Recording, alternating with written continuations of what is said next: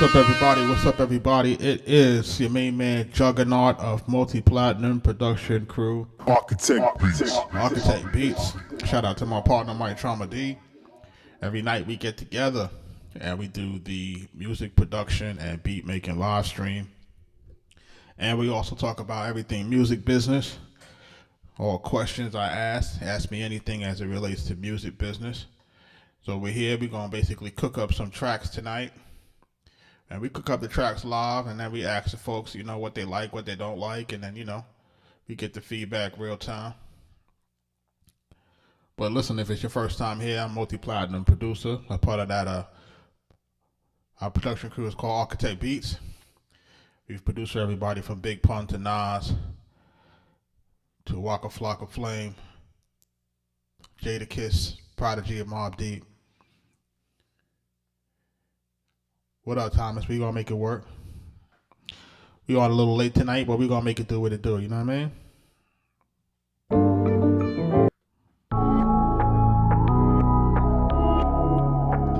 We're gonna start with this.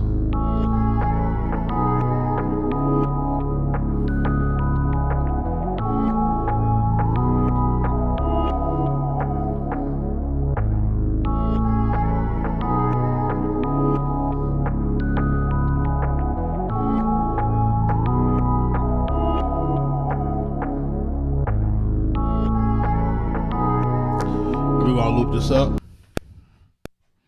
Shout out to everybody.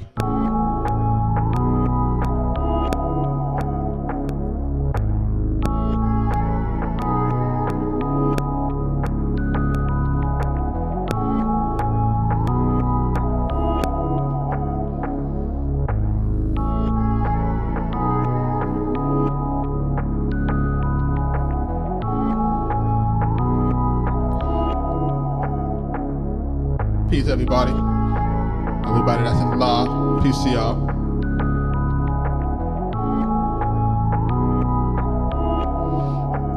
Listen, if it's your first time here, man, make sure that y'all sharing the live. Make sure that y'all liking the live. We're gonna cook up lives tonight.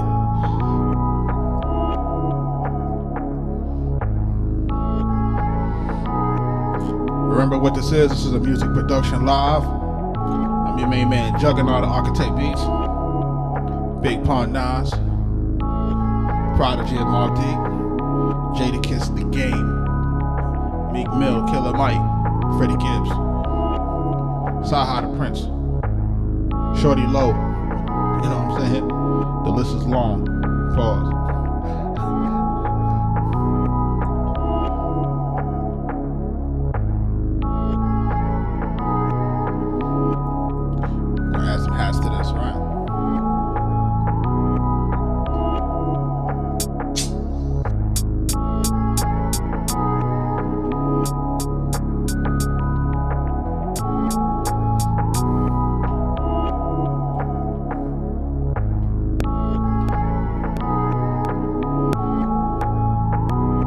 Shout out to everybody that's in the live.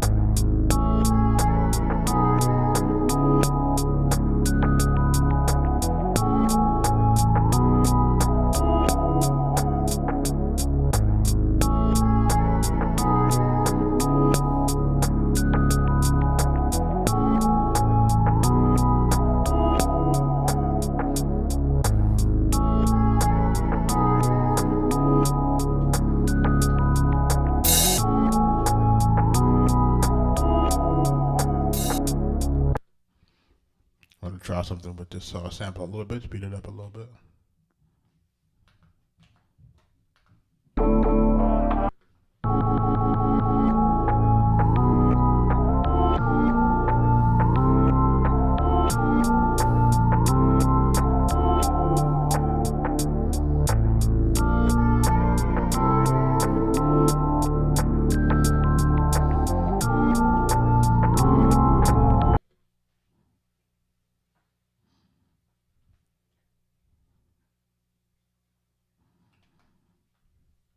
Shout out to everybody that's in the live.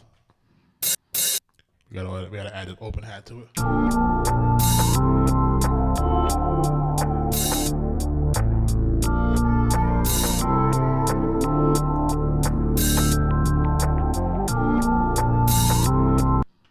Let's go.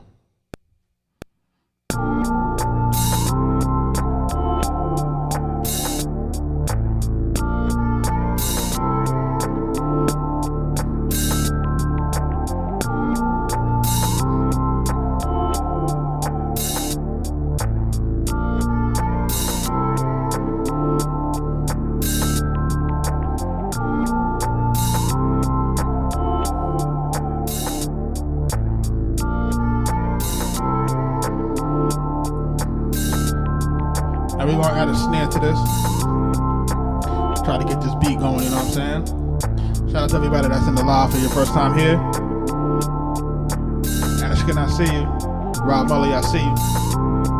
Peace, fellas. C Nice, I see you. Chris Vaughn, I see you. Thomas, I see you. Hero Beats, I see you. Let's go.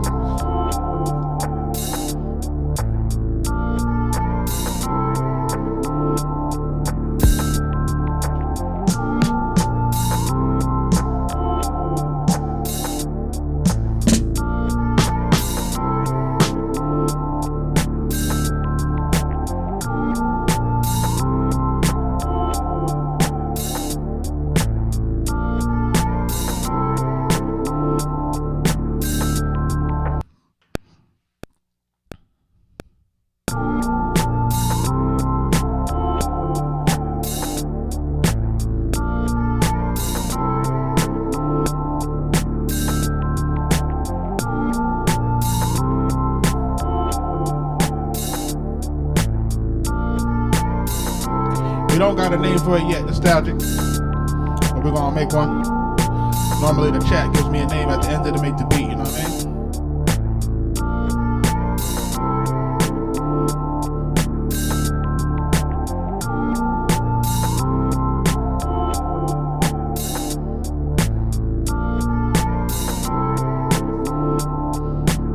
Zach said mirrors, I like that.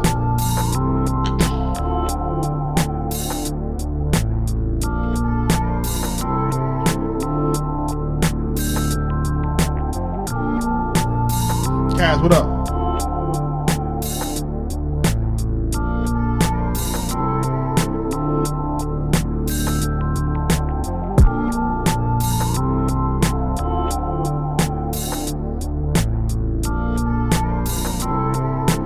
Appreciate that, Nostalgia.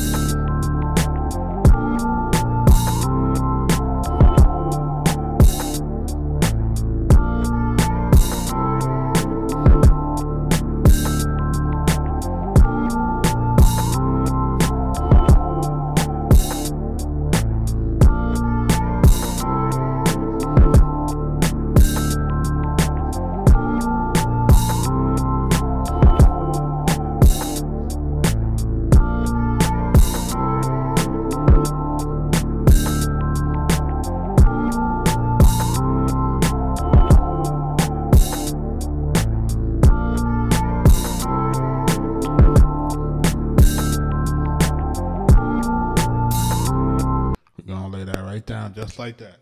Simple and plain. Less is more. Let's go.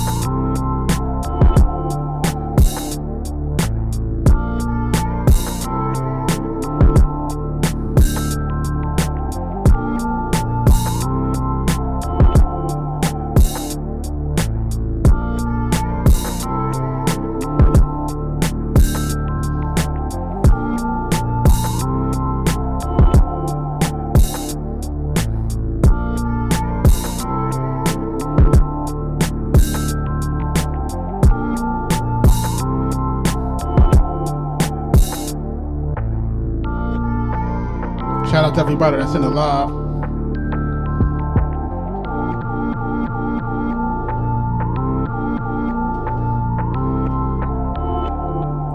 It's D minor.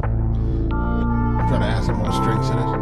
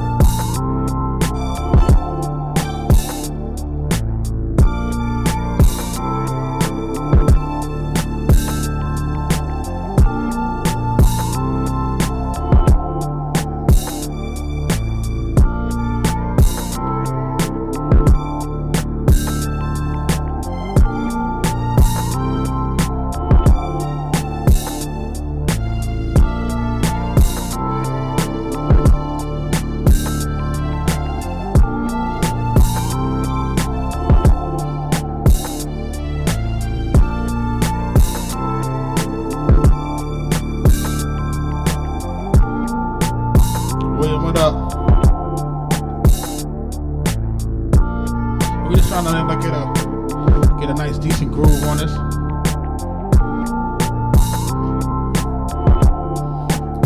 So we got a nice sample in here. You know, they got nice keys in it. And they got an overall lead if you hear that whistle lead, right?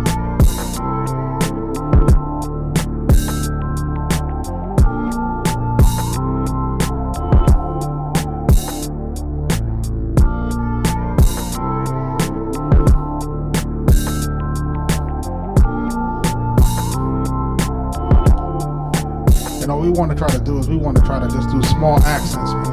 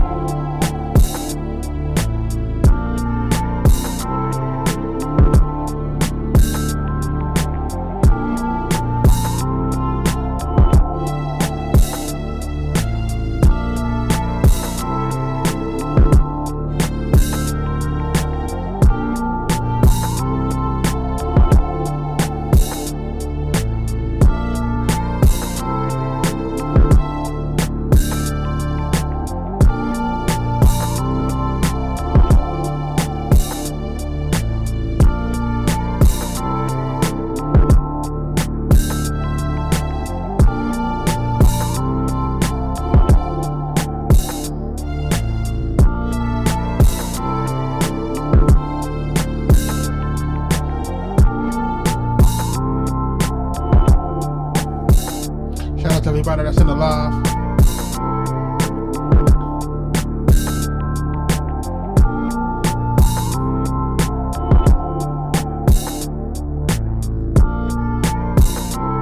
If it's your first time here, man, make sure you tell me where you're from in the chat.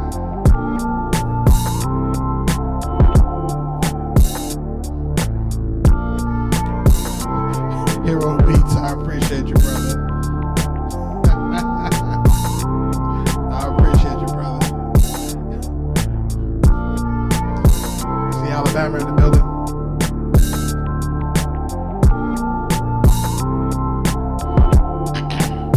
Shout out to the new followers. Thanks everybody that's sharing the live.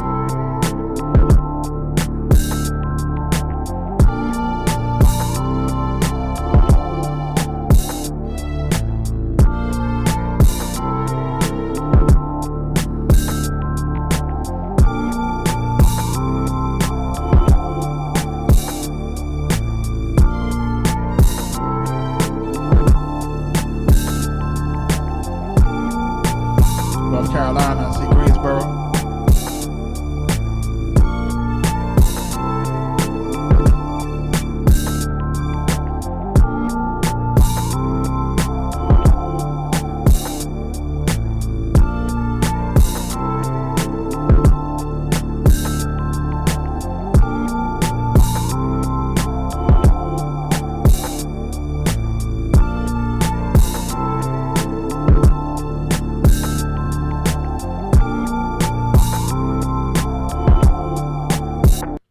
Got that string in, okay, let's go.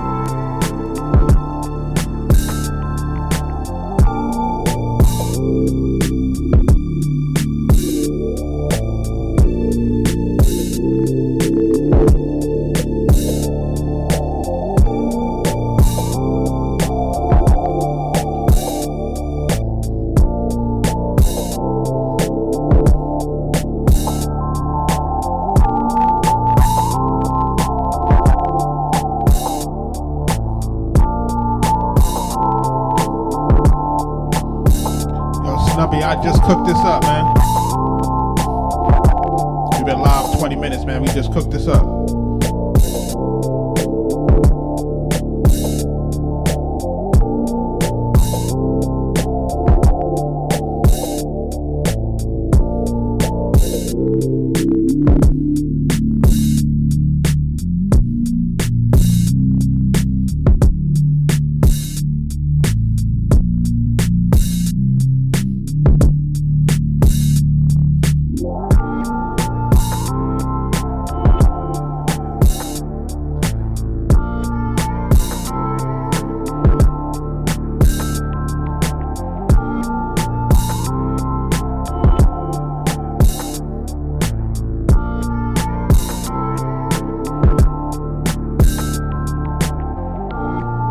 So listen, if it's your first time here, man, welcome to the live, man. This is Arkatech Beatz.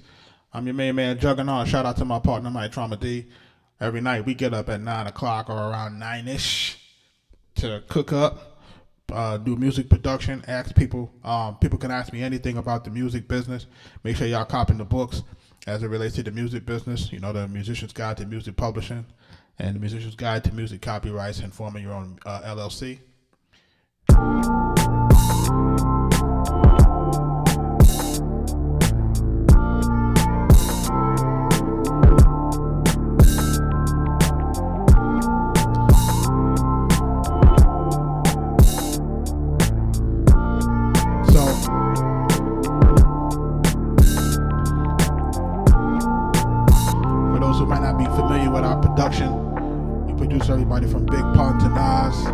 Max B, Why You Do That, Jadakiss, Freddie Gibbs, Killer Mike, The Game, Shorty Low, Raekwon the Chef.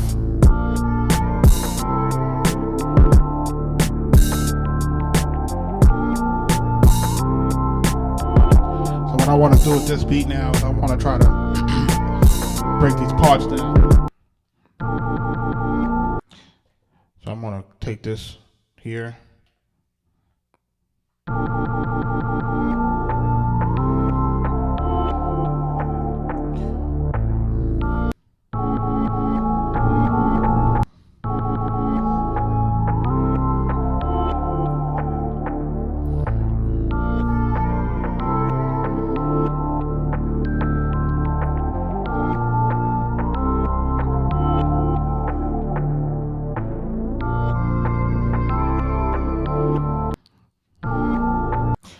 Then what I'm going to do this, I'm going to filter this.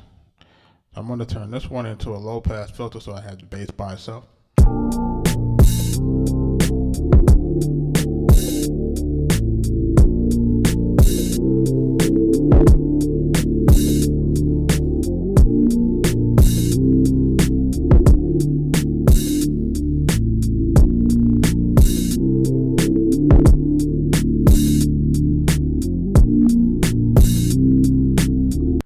This one, we're going to do a high pass filter.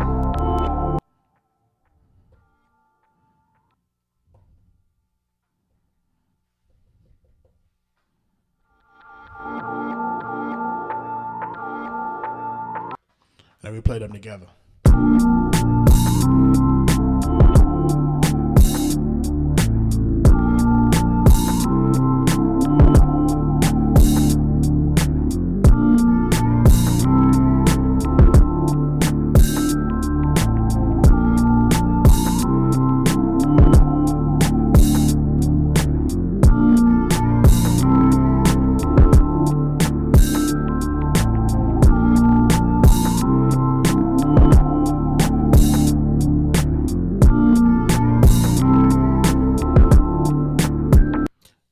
Brother Johnson's asking me, what do I think of BeatStars? I think BeatStars is a good thing.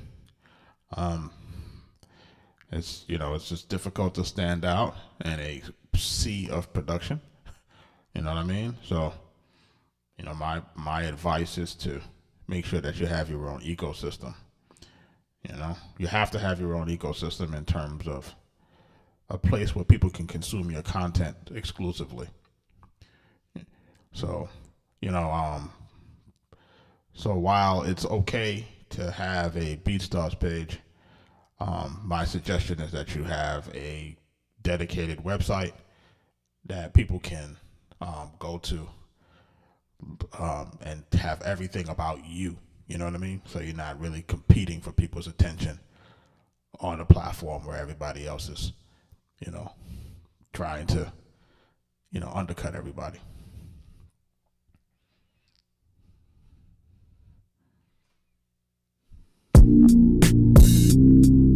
So what I just did now is I took that first track, and what I did is I filtered it to get only the bass line, right?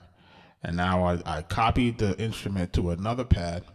We're going to take that now. So one pad is going to be low filter, and then the other pad is going to be high filter. So we're going to cut out all the low end out of one pad, put the low end on the other pad, and then we put them back together for it to sound like the sample originally, right? Let's go. A little late trigger.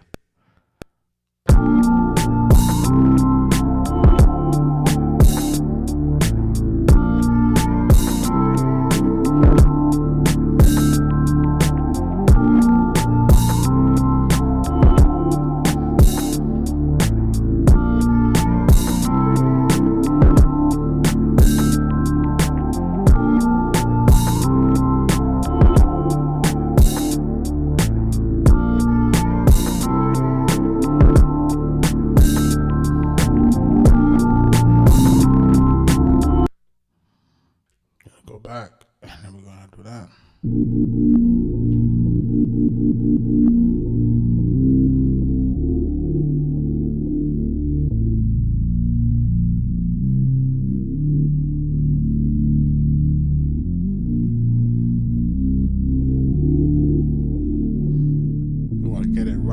right thing. And then if I need to add some EQ to that, I can add some EQ to it to just bolster up a little bit of the low end. And that's what we're going to do right now. We're going to add a little bit of low end, a little bit of more EQ on this to just get the low end to just growl a little bit more, if you know what I mean.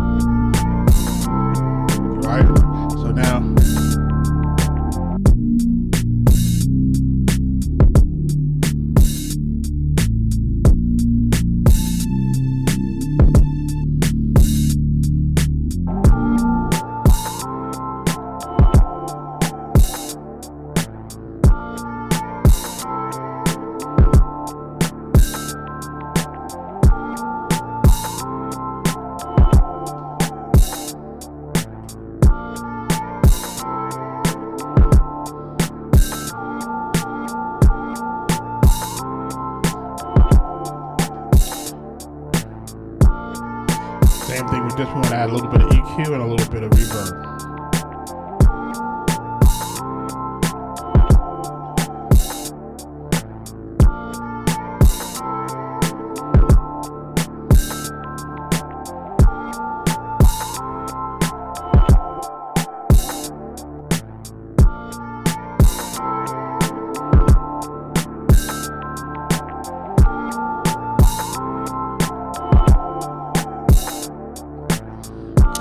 Add a little bit of EQ on it, and then we'll add a little bit of reverb to it.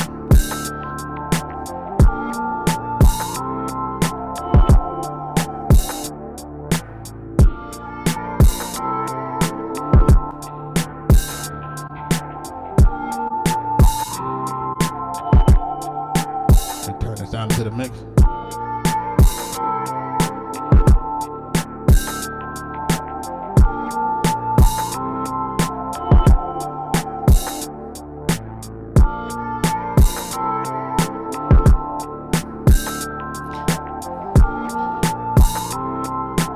What we're trying to do with this hero is we're trying to make sure that we have more control over the individual parts, right?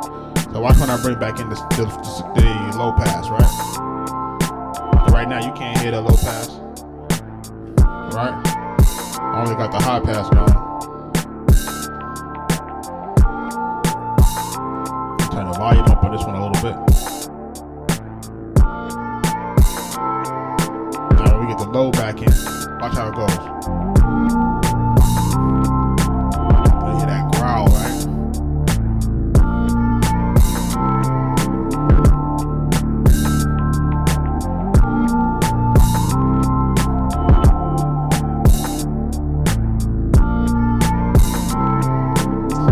William said I was cleaning it up too much. We just want control over it, man. You know what I'm saying? We want control over the low end. We want control over the high end. Yeah, if you in your car right now, man, you going. Yo, shout out to everybody that's sharing the live. We cooking up real time.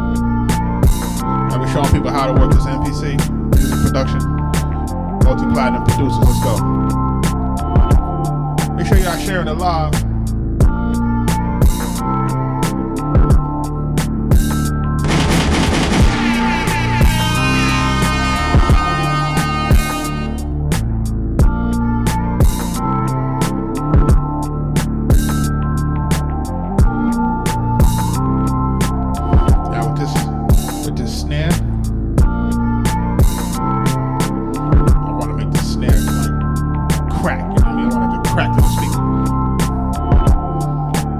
EQ on it.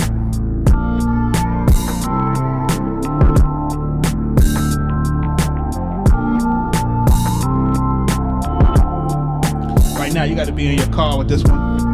Bluetooth speaker, big headphones, man. Make sure you're not just listening to it on your phone, man. Like, come on, man, you gotta get some sounds on this one.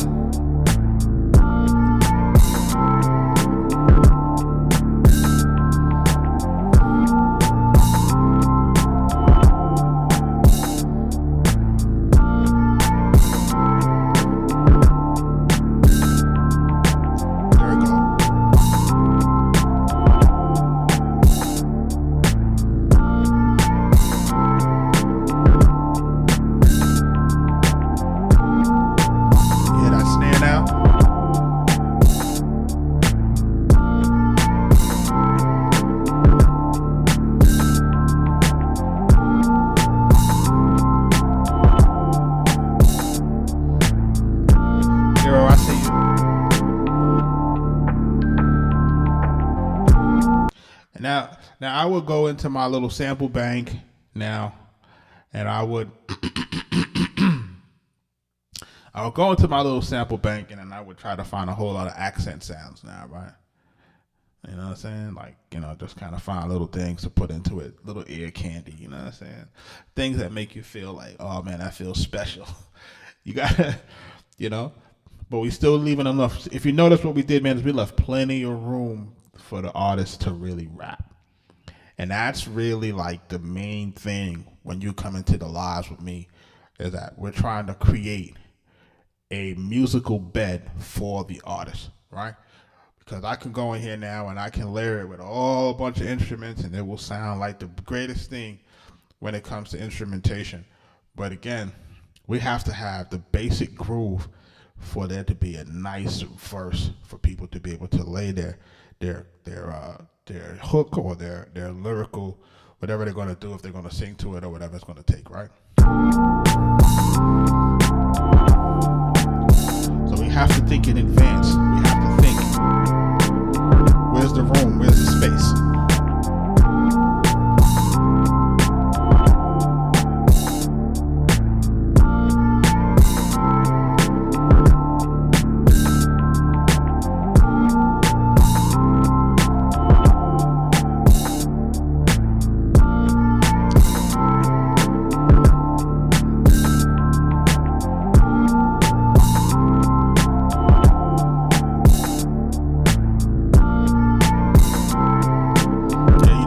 Overload the beat, man. You never want to do that. You want to definitely want to try to keep everything kind of smooth and regular, you know what I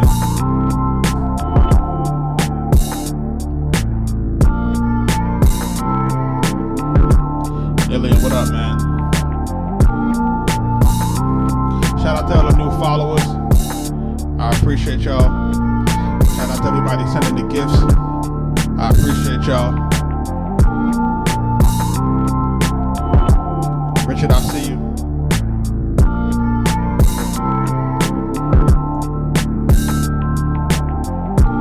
And then when I want to break the beat down,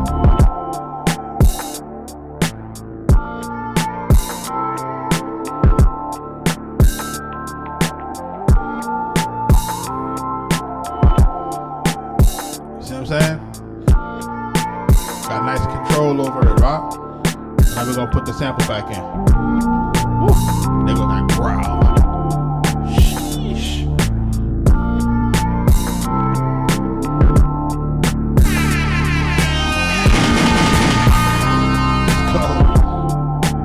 Arkatech Beatz.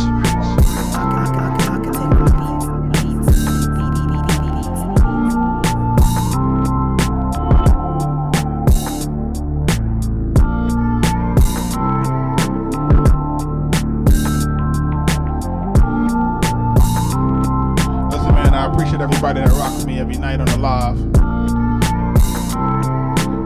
know what I mean? Remember, during these sessions are also for information and education, as well as entertainment. So, for those who are aspiring music producers, aspiring artists, aspiring musicians, this is the time to ask those questions. And for those who've been here before, they know that I answer my questions real thoroughly. Anything about the music business, you know what I'm saying? But right now, you see the music business is crazy.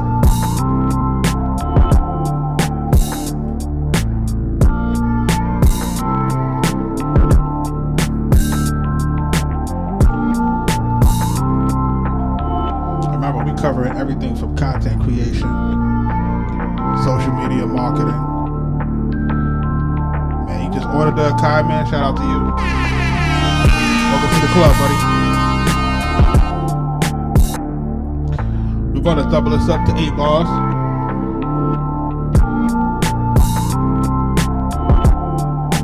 So far, so good with my night, man.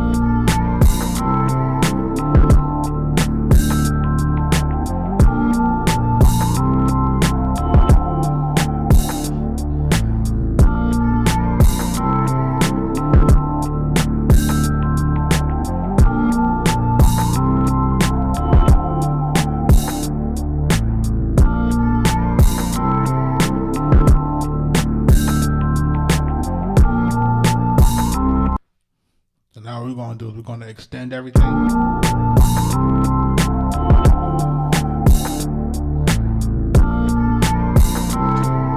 got an 8-bar loop now.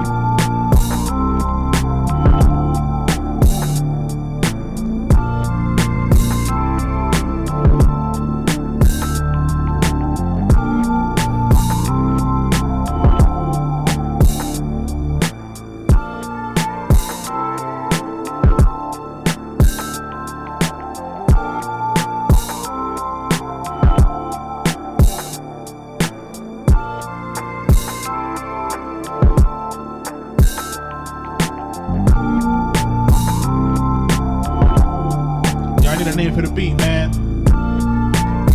Chat. P, what up? Shout out to all the new followers. Around this time is the time when the chat gives us a name for the beat. You know what I'm saying? So I'll normally let the chat name the beat, and I appreciate y'all for the help with naming the tracks. So listen. There's a lot of things going on in this music industry, man. A lot of madness going on, man. So, listen, the session is to basically educate and entertain at the same time. Let people really understand. Listen, man, before something happens to you, make sure you're asking the right questions. Before you get taken advantage of, make sure you have the people that you can ask questions. Make sure you're dedicated to learning.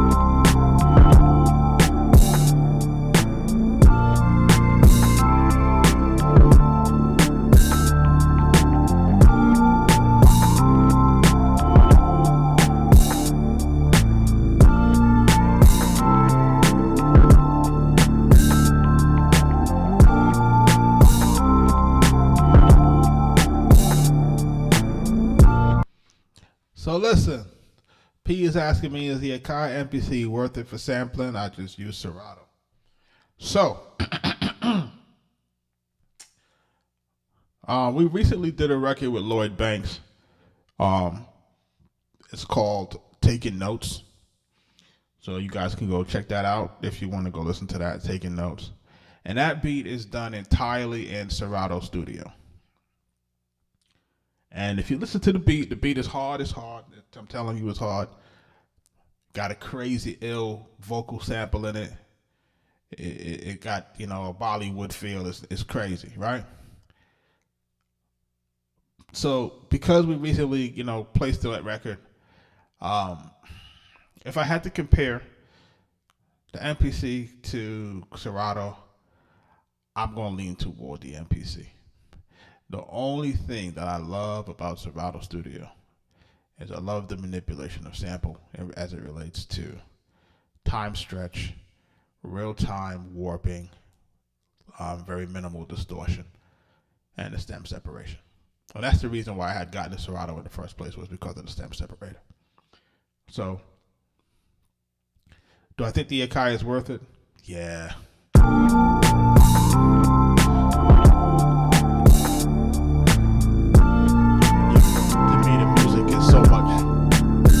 So much bigger. He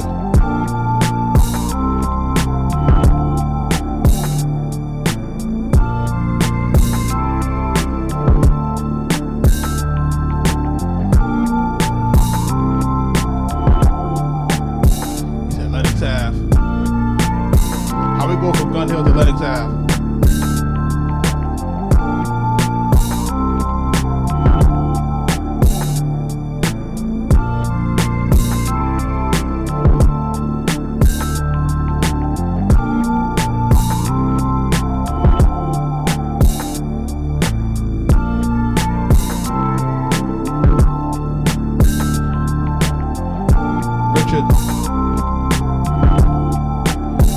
Thank you for that.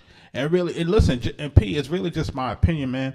I really like that platform. Like, I'm not even gonna lie to you. I like it. Serato Studio, I like that platform. I like it a lot. I'm telling you, I've used it maybe the last 2 years. You know what I mean? Like, I really like that platform. I do. You know. But what I started to feel, and this is just for me personally, just for me, was I wanted to get away from using the computer. I think the reliance on the computer was taking the feeling out of the music. It was making me feel like I was just pressing buttons, and I wanted to get away from that. I wanted to make sure that I was able to really program my stuff, and and this is from being on both Serato Studio and also being on FL for such a long time, right? Because I originally come from the MPC 2000 XL. Then I moved over into FL, right? I got into FL Studio about like FL 9, give or take, right? And I used that for the greater part of like 2010, all the way maybe to like 2020, give or take, like 10 years, using that. And I used the machine very sparingly, but I got away from hardware. I used the software for a while, and the music didn't really elevate for me. It just kind of felt like it was stagnant. So, I always say it like this, use what's easiest for you to learn, and then go back and forth. You know what I mean?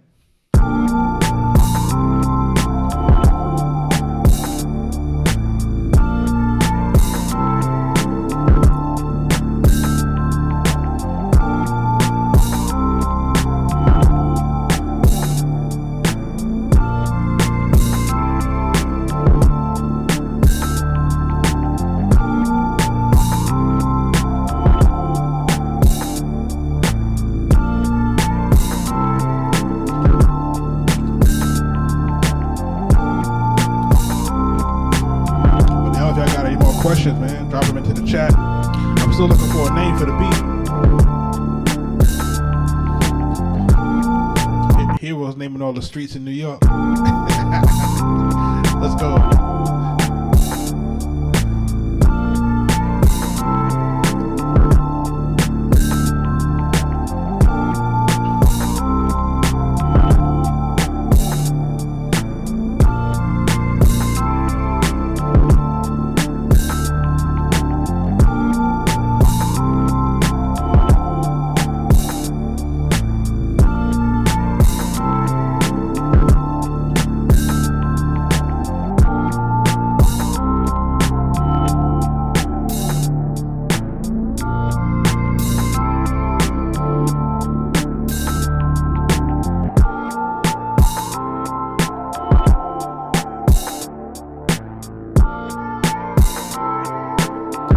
Harmon says distant nights. And I remember somebody else said mirrors earlier.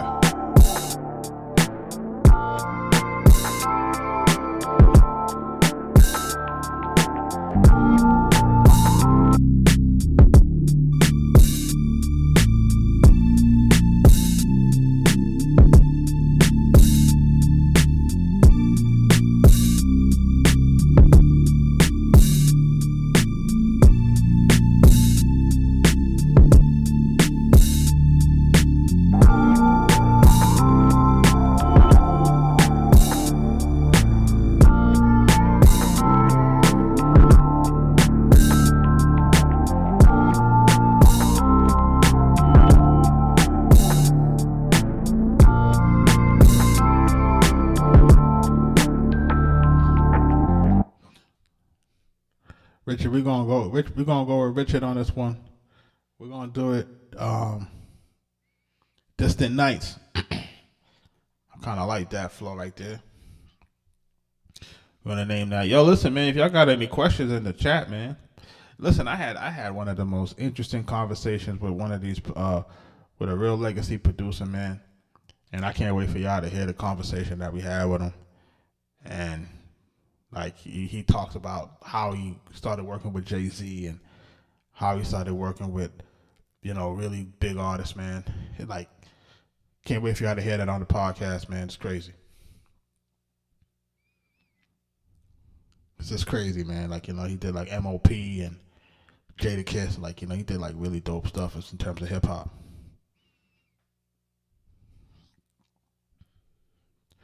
And I've been just talking to a lot of legacy producers, and just really like people. You'd be surprised how much you can learn from just listening to people, man, and just having these conversations and these very simple conversations. I hope to have it to drop next week, man. Because he was out of the country, his internet connection was choppy. You know what I mean? So it was giving me a little bit of issues in terms of the video. The audio was decent, but I want the video to be better. So what I'm going to try to do is I'm going to try to reschedule to have the second part of that conversation. Let's see if we can get a more secure network. But he had a bunch of game, you know what I mean? It's like, and listen, it's like me even talking to my peers in this thing, right? Talking to my peers, talking to people like Young Lord from the Hitmen, and talking to arsonists from the Heat Makers, and just talking to different guys, man, and different guys that produce for big names, for big artists, just like myself. It's like, we're part of an alumni when it comes to hip hop, man.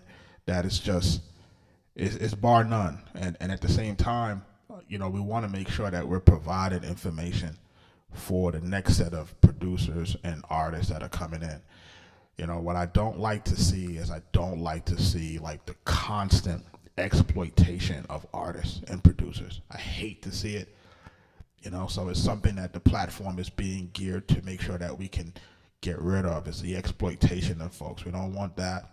Of course, we want people to get paid what they're supposed to get paid. We want people to invest in themselves. But what we don't want to do is we don't want to have this like constant level of like disproportionate exploitation.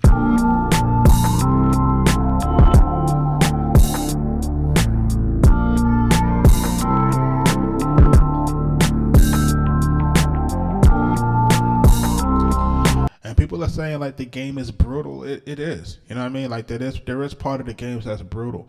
But what we're trying to accomplish with these streams is we're trying to accomplish leveling that playing field, making it a little bit more understandable to what the hell is going on. So people are not just in a situation where it's like, yo, I don't know what's happening, And I've been there, right? You have to realize that when me and Mike D started in this thing, we were young guys. We didn't have a manager, right? We didn't have a manager. When we started, you figure our first placement is 1998. We didn't wind up getting a manager until 2008, right? Like we didn't get a manager for 10 years. And this is what us working with all big name artists, throughout their prime and never having management and just having to figure it out ourselves. And you have to realize how daunting that is for young people trying to get into the music industry. It's not having somebody to ask questions like, yo, am I doing this the right way? Like, is there a better way to make this deal? And then people say, hey, rely on the lawyers. Listen, you can't overly rely on the lawyers. And the lawyers can only give you, remember, just because they're attorneys don't mean that they're good at business. And if you're paying attention to any politics, just because they're attorneys don't mean that they're smart either. So you got to remember that. So if you don't know your business,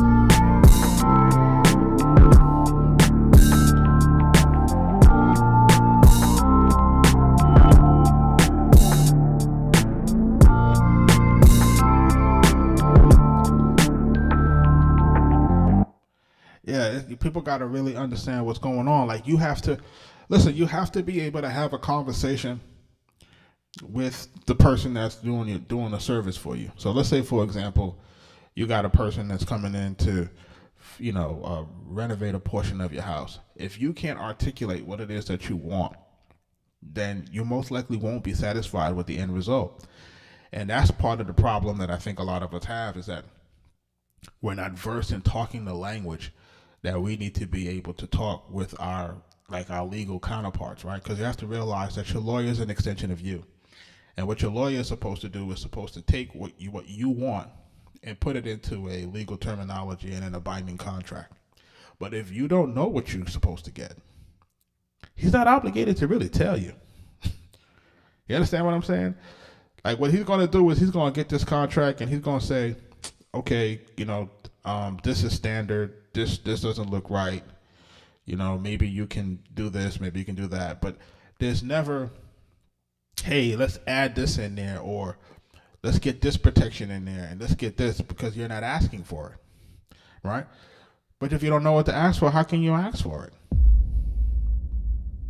So that's what I want to do. I want to make sure that we're kind of building that bridge.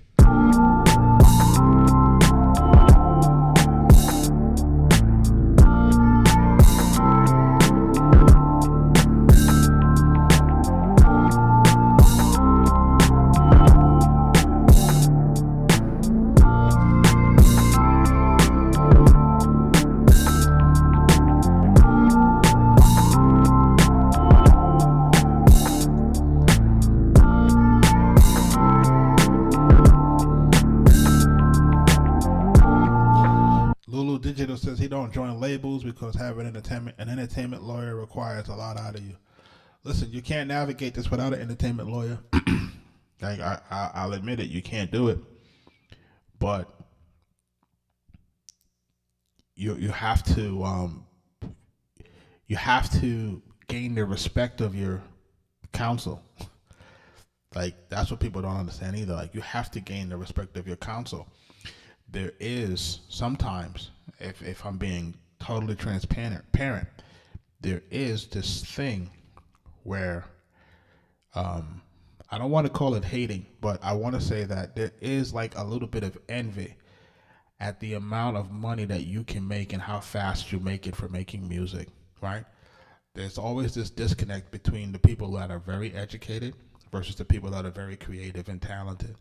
And what happens is the people that are very educated sometimes have a little bit of, they have a little bit of something toward the folks that are, making the money as creators, right? It's kind of like the same thing with like people in sports, right? People like, they see athletes making all this money, and sometimes there's like a lack of respect for an athlete making a lot of money, not realizing that they have to sacrifice their bodies. And people like kind of want to turn their nose up to the fact that you're making a whole lot of money because you're just an athlete, and as far as their understanding, you're not like an intellectual, right? So you have these disconnects, man. So sometimes these folks are not really riding for you the way you think they're riding for you, and it's up for you. You have to sniff that out.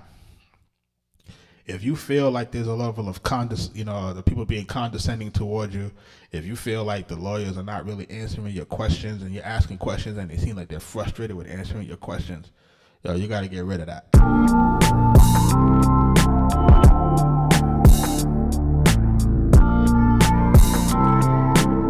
Calvin, what up?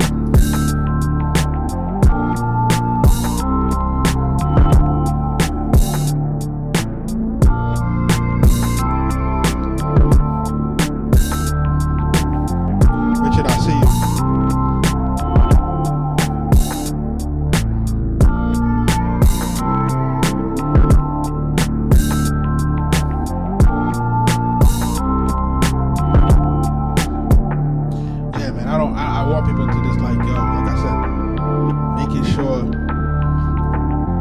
Getting all the information that you need to get. Use the old Fruity Loops. Yeah, man. Whatever works. Make sure that y'all sharing the live. Listen, and use this time to ask the question in between the beats, man. Like, I'm here to answer these questions, and I'm here to give it to you as transparent as possible. You know what I mean? Like, that's what I'm here for. That's what I'm here to do, right? I'm here to explain. If anybody's already bought the books and are having questions about what's in the books, who may not understand certain terminology, listen, you got to just ask these questions while I'm on the live, and I'm here to answer them for you. You see what I'm saying? So we're trying to do that and get people really ready for what's out here. And I need folks, if you're trying to get into this game, I need you to make sure that you're posting this content.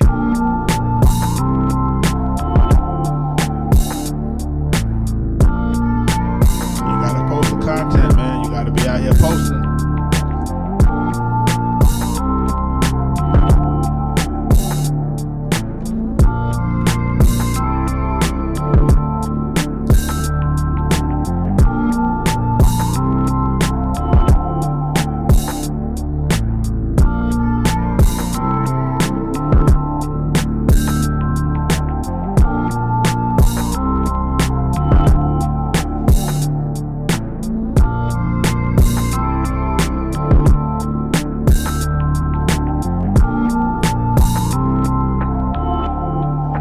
What's the step by step if you're gearing up to release an instrumental tape? Step by step, man, is you want to first, pick your songs out, right? I always recommend never doing any more than 10 to 12 songs. Don't do more than that per tape. Always do about 10 to 12, man. Don't oversaturate it. Make sure your tape got the bangers for 10 to 12. Get your cover art together. And then what you want to start doing is you want to start putting out your cover art with maybe a little teaser instrumentals behind the cover art. You might want to do a few variations of the cover art. You might want to see if you can go on Fiverr, get a few visualizers done, right? And again, just run a few snippets, man. You know what I'm saying? Getting people ready for when it's going to come out. Start making some other kind of content. You can use it, the AI, B-roll. There's a lot of things that you can do right now to make content with the music. You want to kind of drip feed that out for the first few days, a few weeks before you release. And then when you drop it, you got to post the hell out of it. You know what I'm saying? You got to post the hell out of it. Post the songs, post everything. And make sure that you're paying attention to how your content is being posted. Got to post it across platforms.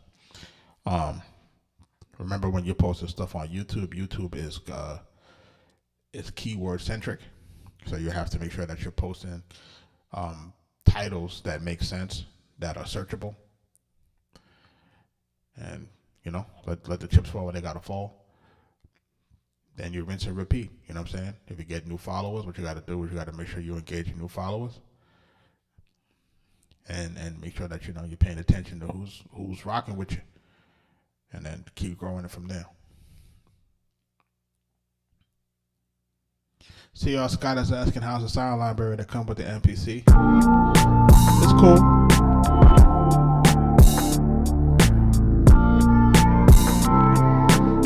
The sound library is cool, but you got to realize that I've been in this thing so long. I've collected a lot of samples over time, so I really don't have to use them. You know what I mean? But for people that are getting in, to me, the sound library is exactly what you need. They have the right fidelity, right? I think that they're loud enough, and I think that you have a lot of control over the sound design in this particular box. So you can do a lot of things with your filters. You can do a lot of things with your EQ. You can do a lot of things to get your stuff to sound the way you want it to sound, just depending on your ear. Yeah, I think the MPC one is decent as well.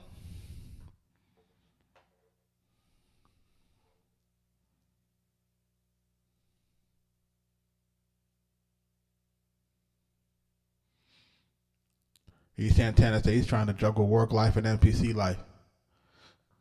No problem, see y'all.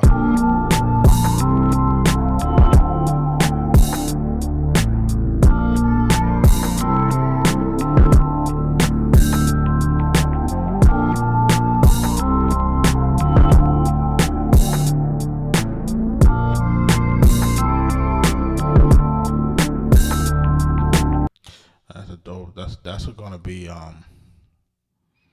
yeah. I'm gonna try to see if I can get into one more beat. Cause we're already an hour in. And kind of cook up something live, real time.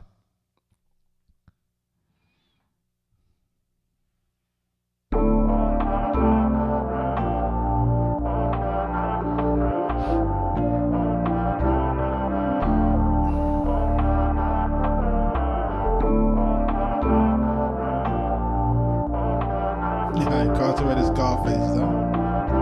You know what time it is, Mike.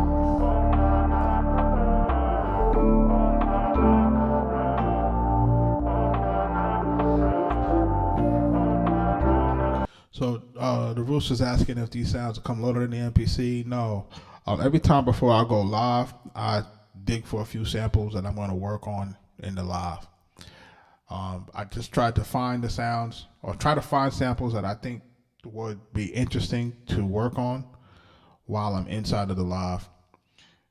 Some samples, sometimes they work, sometimes they don't. You know, sometimes they're fire, other times they're like mediocre. You know what I mean? I'm my biggest critic, so you know you can't really go by what I say sometimes. So.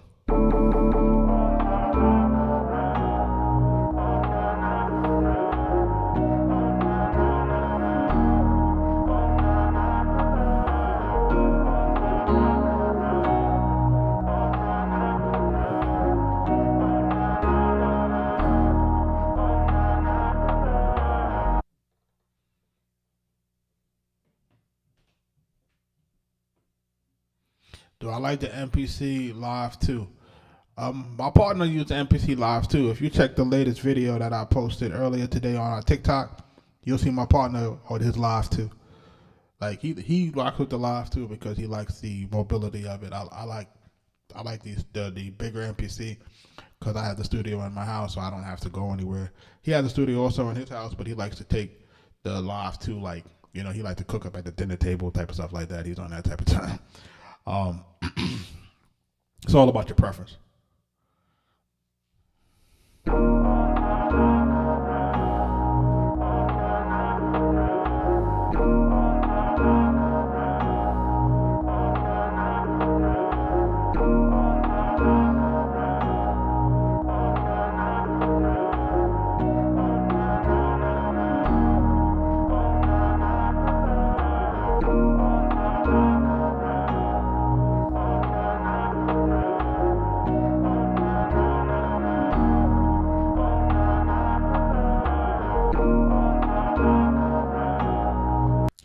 Rooster, we're not clearing any samples. They're royalty free.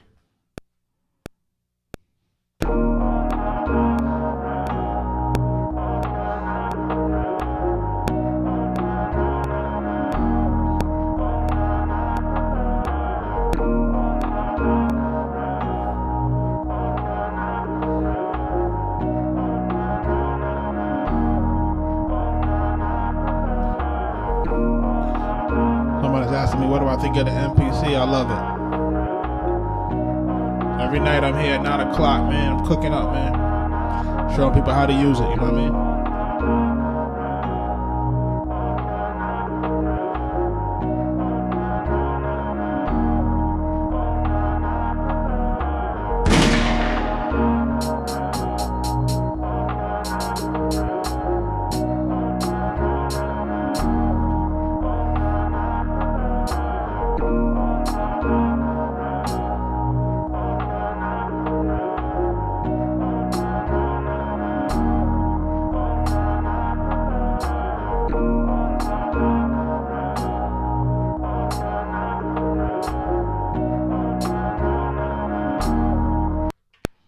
Gonna lay that down real quick.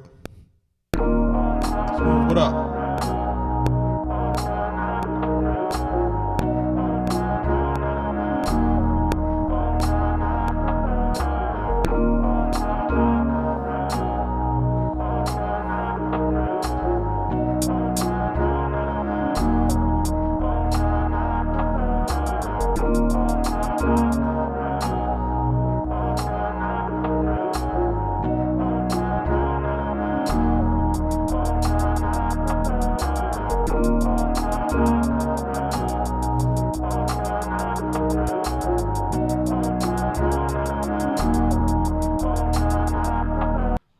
Gonna lay that hat down, let's go.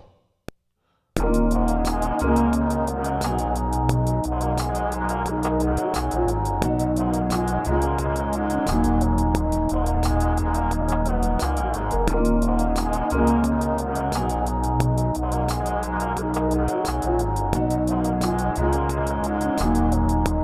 gonna overlay some hats.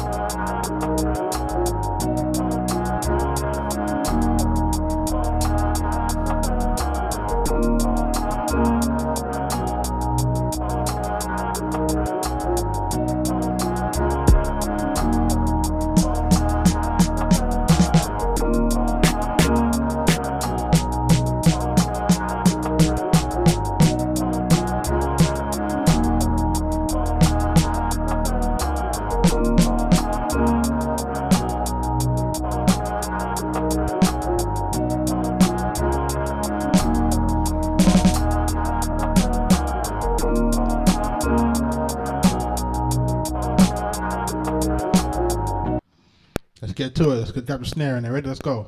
Make sure y'all share the live. Hit the like button, man. Let's go again. Let's go.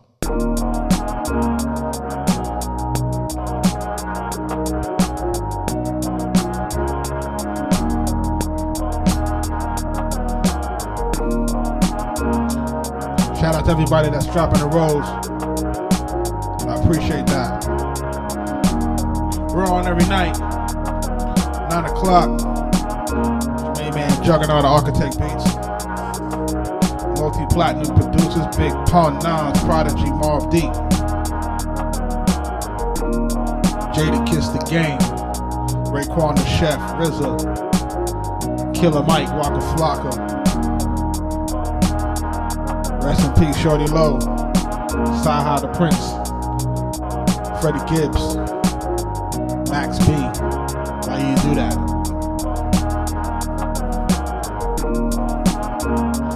So if you know my music, let's go.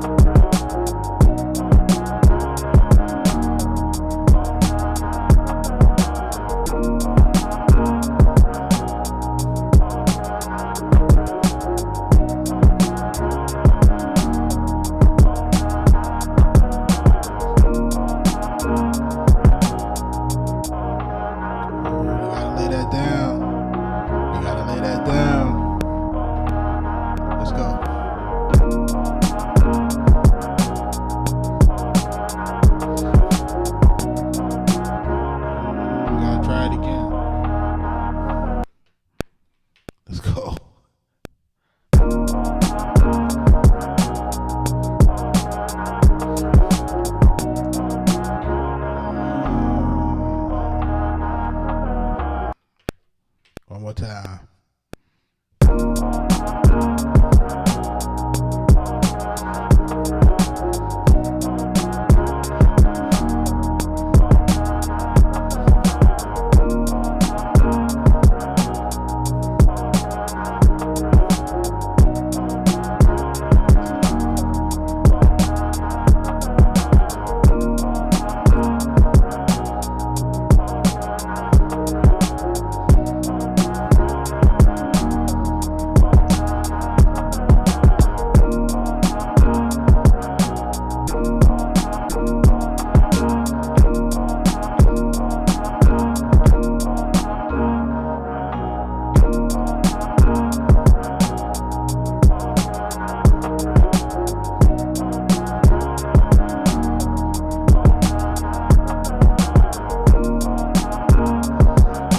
Double it up, take it to 4 to 8 bars.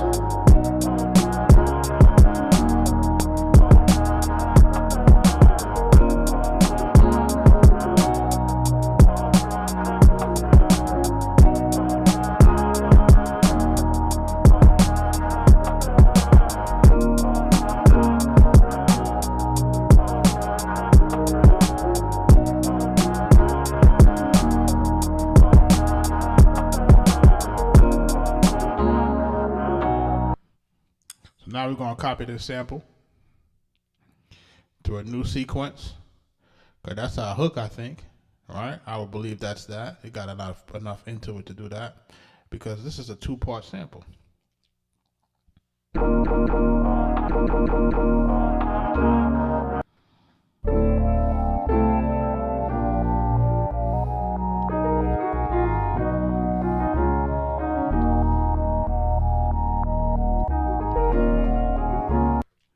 Let's go.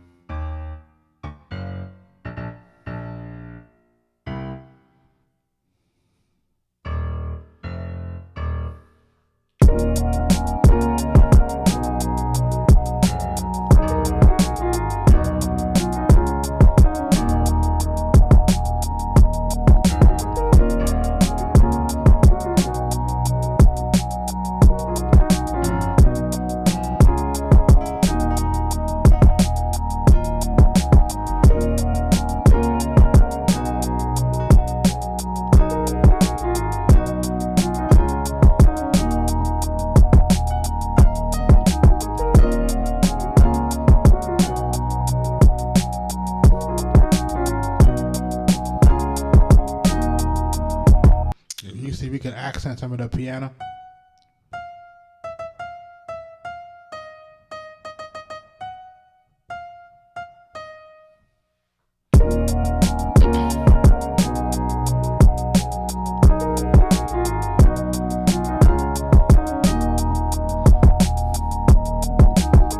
So you can kind of go between two things. You can go between a highlight, right? Or we can do.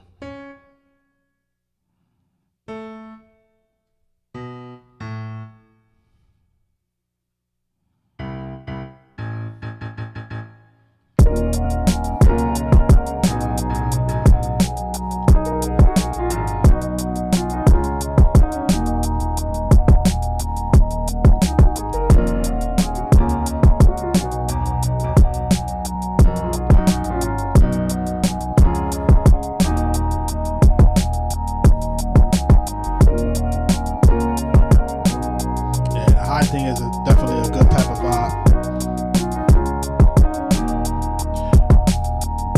but you also want to bring out the low end too, because the low end is like you want to emphasize some of that lower, those lower octaves to kind of drive more of a, I don't want to say aggressive feel, but try to make it feel a certain type of way. We've been live for an hour and 20 minutes. I need a name for this beat, chat.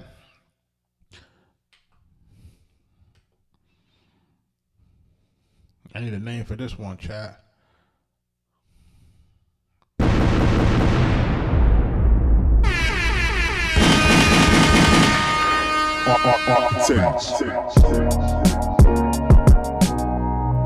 Go back to the hook.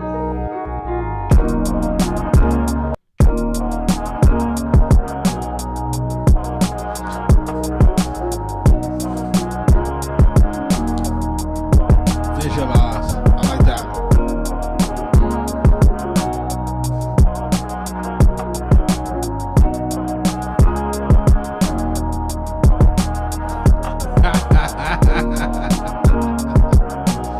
Hero, I see you.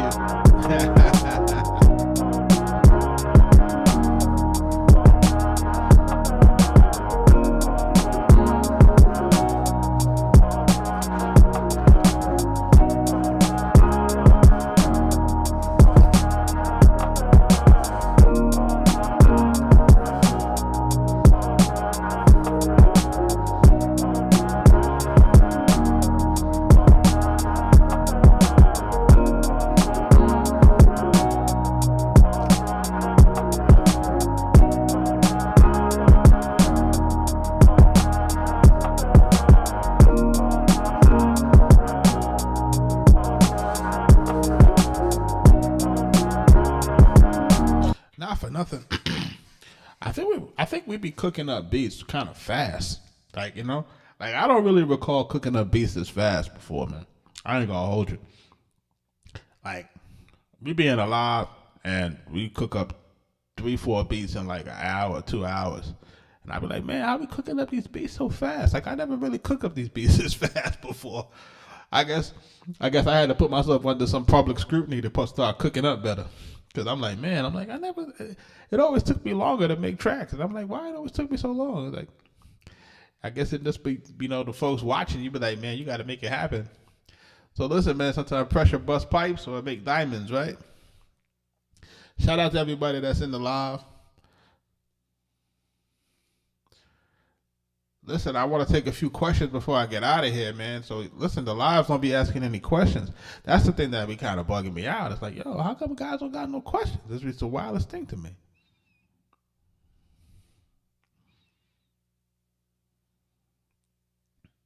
Yeah, the workflow on the modern MPCs, man, is beautiful, man. Like, man, like, I guess what I realized is on the old MPCs, we had to spend so much time trying to manipulate it to do what we wanted it to do. Like, now I ain't got to do that, right? So now it's just kind of like, okay, especially if I got the samples and especially if I got the parts separated, it's like, psh, like it's like a breeze. You know what I mean?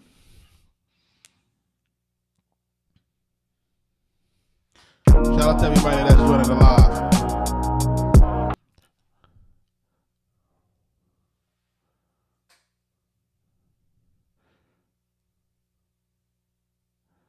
You can find the royalty-free samples, TrackLib, Cymatics, Splice. They all over, man. You just gotta Google it, brother.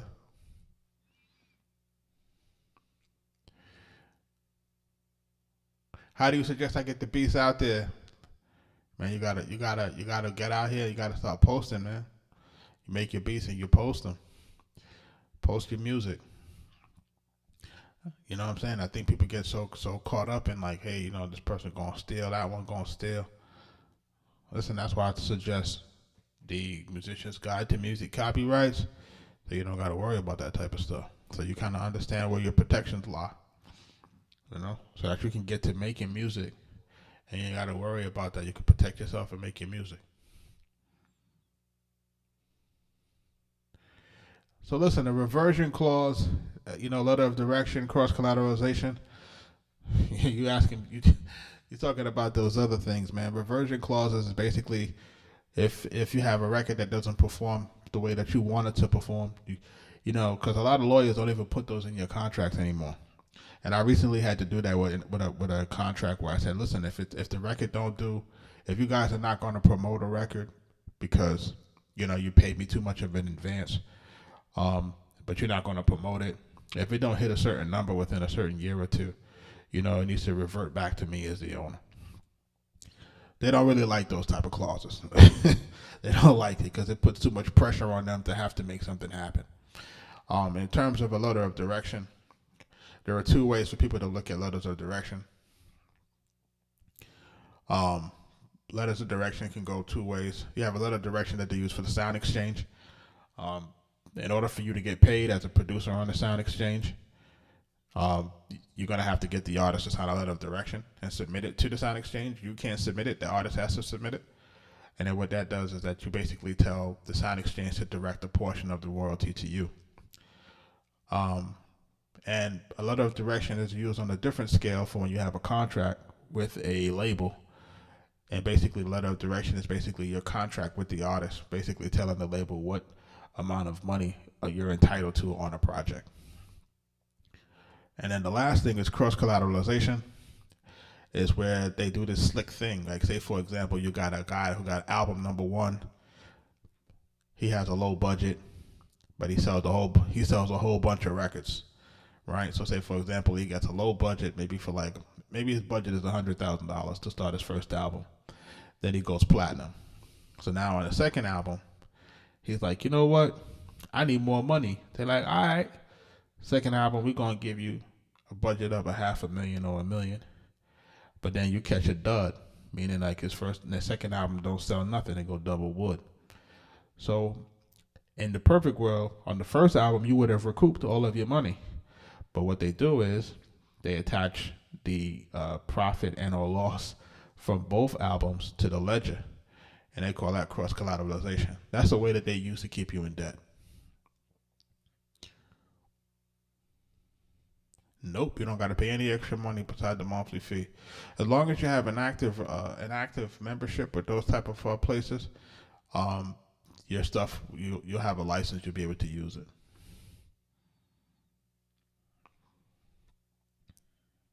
It's very difficult to get these folks to not give you cross collateralization.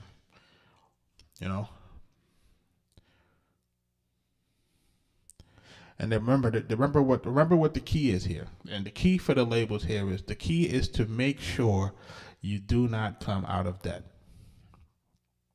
Okay?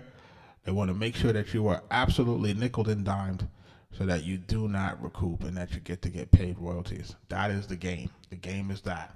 All right? So just so people can understand that. That's why they will do a thing like cross collateralization.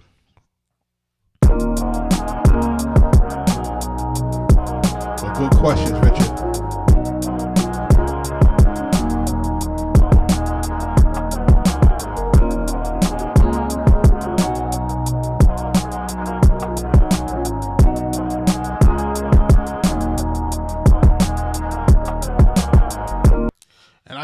I could tell you I could tell you in an instance where cross collateralization comes into play, even in our own kind of career, right?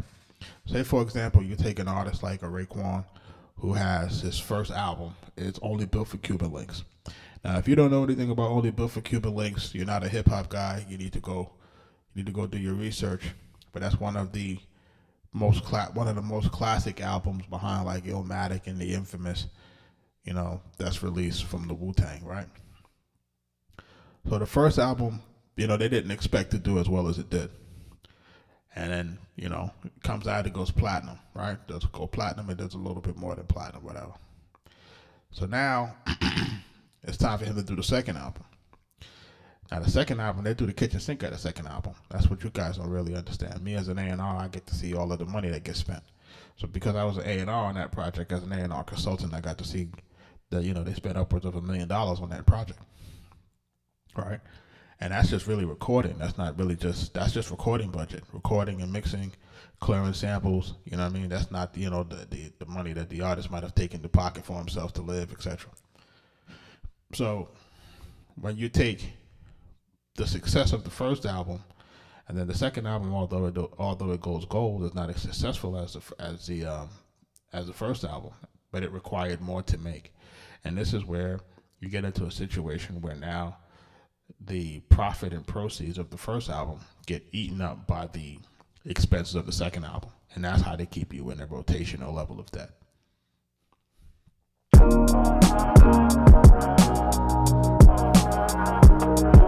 I hope that makes sense.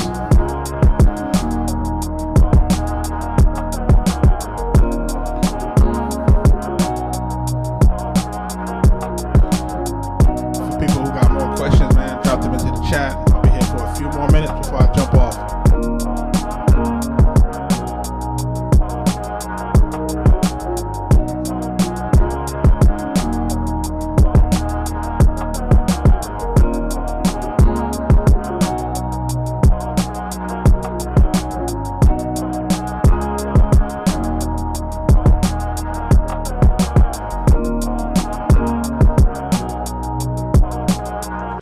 So somebody's asking, do you make more money from selling beats directly, or more beats for more on royalties off people who've already bought the beats?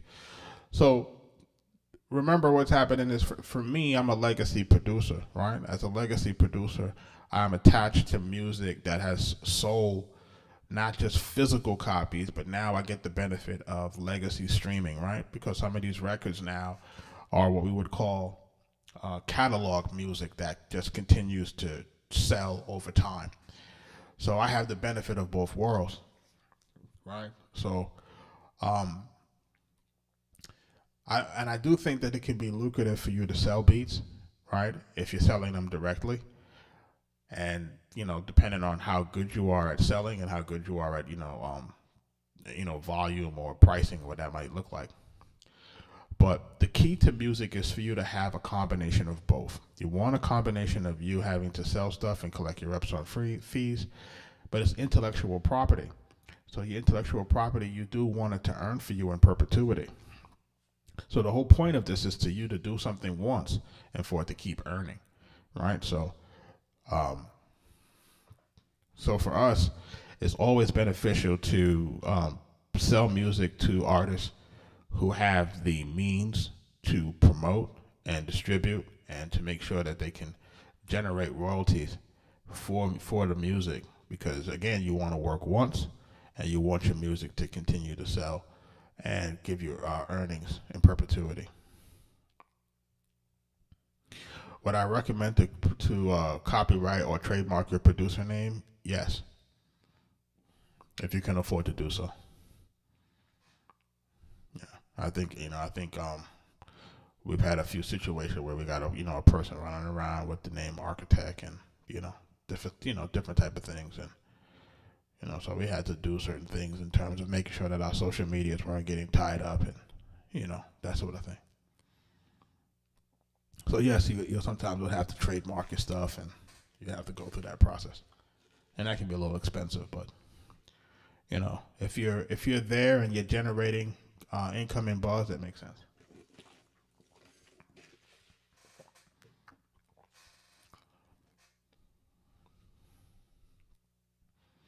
But you definitely want to be out here, and you definitely want to make sure that you're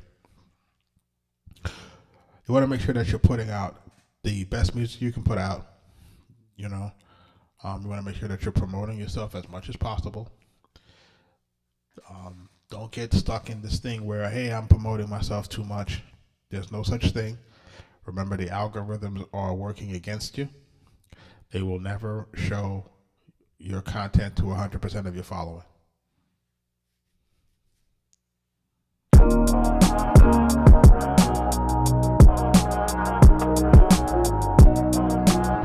When Anthony's asking me, when you say put out content, does it matter what type of content? Yes, it does matter what type of content. You want content that's going to be relevant to your audience. So you have to determine what your audience likes. But remember, in the beginning, you have to put things out to test to see what that feels like and what that looks like. So there's no way for you to really know what your audience likes without the data. So that's why you got to try different things. So sometimes you might want to try, content of you cooking up. Sometimes you want to try content of you, in your whip, or content with you in the studio, or content with maybe ladies dancing to your stuff. You have to kind of figure out what your base is going to like. You know what I mean? And then once you kind of get an understanding of that, then if you see something that performs well, you double down and you keep going. And that's how you kind of continue to build your base. So if something is working, you just keep doing it.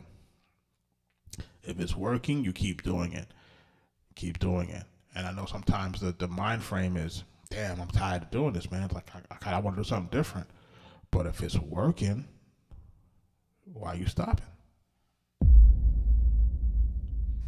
All right? You need the data, so just make sure you're putting out as much stuff as possible. Remember, you can put stuff out 7 seconds, 10 seconds, 12 seconds, 15 seconds, 30 seconds, 23 seconds. You know what I mean? Different parts of your song, different parts of your beat. You know what I mean? Like, you have to see, what's resonating with people. And that's beat number 2, because beat number 1 is Distant Nights. I think the second beat we said is called Visualize, right? I'm going to name that.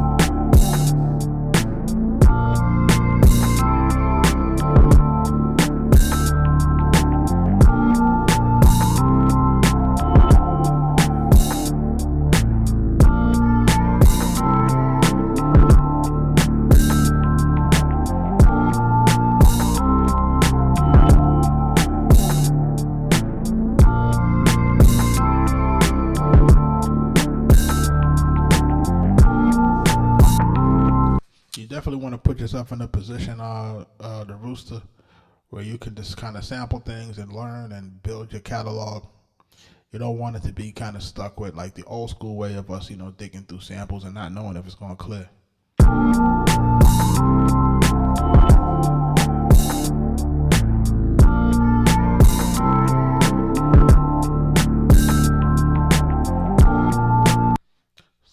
Someone's asking about how about 60 seconds or will it be too long?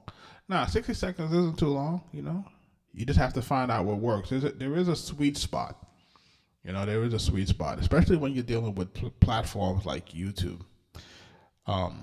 Remember what you're dealing with. You're dealing with this thing that people talk about. It's called basically engagement, right? And remember how they measure engagement. They measure engagement by how much of the video does a person watch from beginning to end, right? So remember, the longer the video, the less of the chance people watching it to beginning to end, and then that's going to impact your engagement.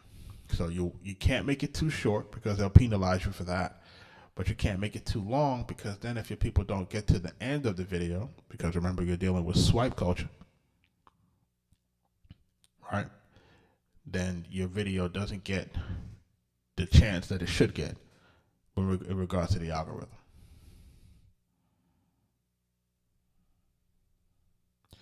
Is there a statute of limitations? No. And the reason why there isn't, there's a statute of limitation for certain types of damages, but not a statute of limitation for you going after somebody. Remember what's happening is that if you have a record that's being commercially exploited and still being out on streaming, etc., that kind of keeps resetting the statute of limitations because that continues to be an exploitation every time it's getting played. And the only reason why I can say that is because I've experienced that, or I'm experiencing it, rather, right? So yeah, there is a statute of limitation in terms of when you can possibly sue and get, a larger amount of damages, but not a statute of limitation on you being able to do something and still get compensated, but maybe not as much. I hope that makes sense.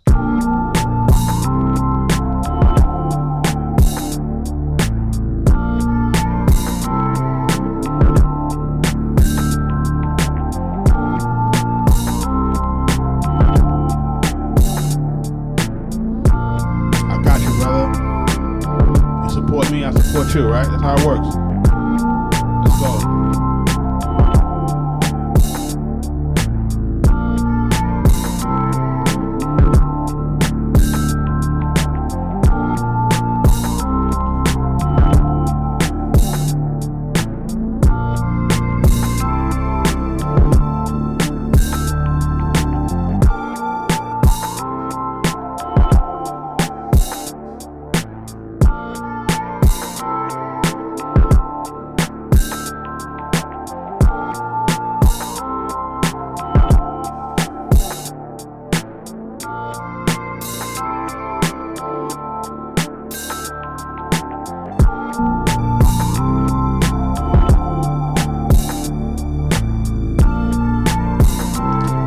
The name of this beat is Distant Nights.